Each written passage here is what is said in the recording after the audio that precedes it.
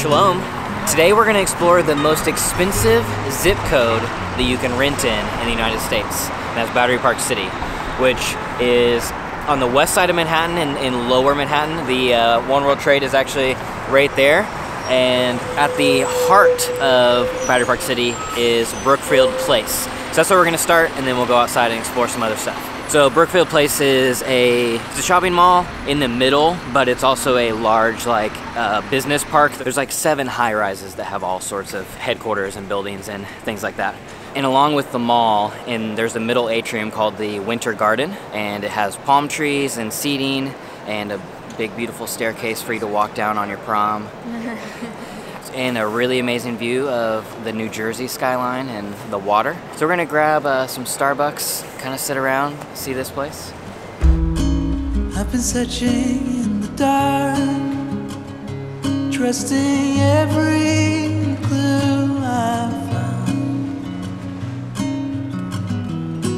but the truth has not been told, 'cause every corner of these woods is hollow. I can't see in the dark. Where are you? Where are you? Right outside of Brookfield Place, there's a ice skating rink, and it's actually one of the cheapest ones that I've seen. Yeah. It's only $20 with skate rental. For 90 minutes. Yeah, it is a tiny rink though.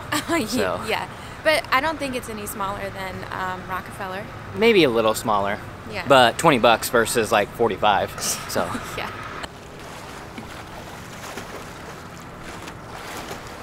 So Battery Park City is a 93-acre kind of area that 1/3 of the area is made up by parks, and which is a lot. And that's basically what we're going to be exploring today, because we can't really most of the buildings are either office buildings or apartments. So we're going to kind of be looking at the public spaces and all of the parkland over here, the waterfront. In this 93-acre area, 1/3 of it made up of parks, office buildings and everything else, but the population of this neighborhood is around 13,000 people. And it's not very much, and over half of those people make over $100,000 a year, because the average rent price of this neighborhood is $5,900. Is that on the smaller end of apartments? That's the average. So okay. It's just the average rent is $6,000. $6,000. Whew. That's the average, but also Tyra Banks lives here, Leonardo DiCaprio lives here, Sacha Baron Cohen lives here, and Isla Fisher lives here as well. Oh, Isla Fisher, I didn't know. And most of those all live in the same building. That makes sense though. There's this memorial or art piece or something that we have seen before, a picture of it, but I've never actually been. Also a really loud helicopter. Holy cow.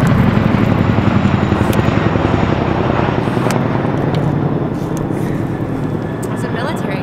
Yeah, it was crazy. So this is the Irish Hunger Memorial. Ireland. It does. It kind of looks like the Ireland countryside here. I don't really know anything about it. We're gonna go see if we can find a plaque or something. It was definitely, there's a lot of quotes on the sides about the lack of crops and resources. Yeah. So it has something to do with that, but I would like to know why it's here.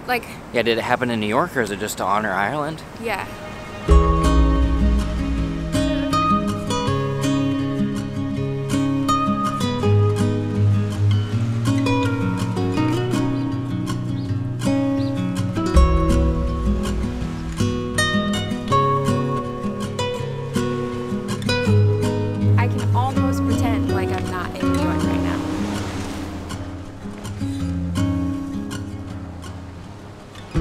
Sometimes light is breaking through, but my blinded eyes can't reveal an illusion. So I guess it's just a memorial for, it actually happened in Ireland, the hunger Crisis? Crisis? Yeah.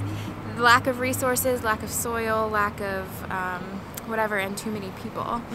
And so Like there was a quote down there that read that immigration is actually good for both countries, which was really cool. Like the people coming to the new country, it's actually really great for the new country and for the old country because it sends resources back to them, and you know. Yeah. It was a really cool quote. I don't know anything about the Irish hunger crisis, so I don't. Yeah, I don't either. But it's cool. But I guess that's what's really cool about having memorials and art pieces and things like this, because these are pieces of history that we've never even heard about. But because this thing is here, now we get to know and learn about it. So back to how expensive this neighborhood is. Manhattan actually feels like 8 of the top 10 spots for the most expensive rent in the United States. I think San Francisco is the other 2, right? Yeah, and then Battery Park City is number 1.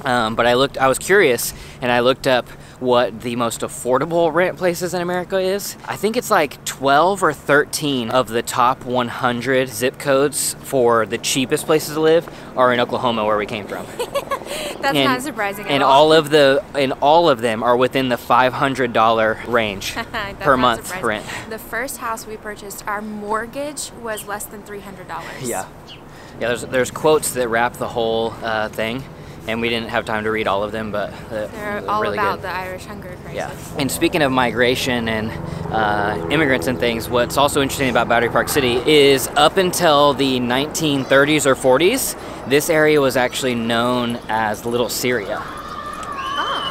Because there was a large, like Lebanese, Syrian, a bunch of different cultures from that area migrated to this area of Manhattan up until the 30s or 40s.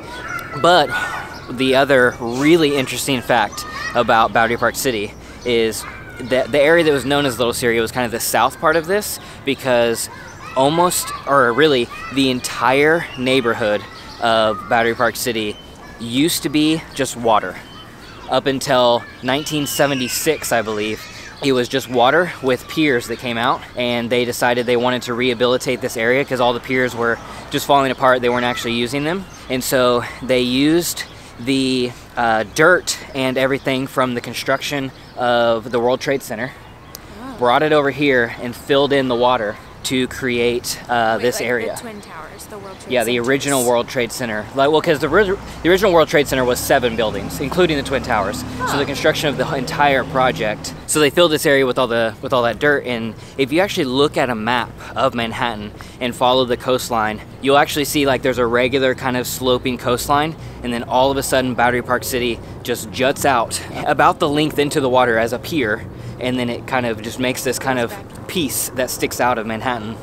And that's all of Battery Park City. It's also a really relatively new area. Like 50% of the buildings in this area were built in the 1980s, and the other 50% were built between 1990 or as early as the early 2010s.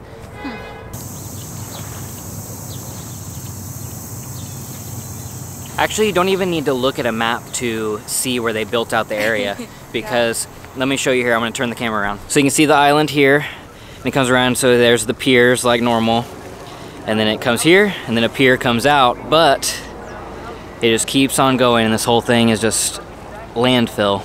You can see the difference in like how much they developed this and like put time into it versus, you know, over there. Yeah.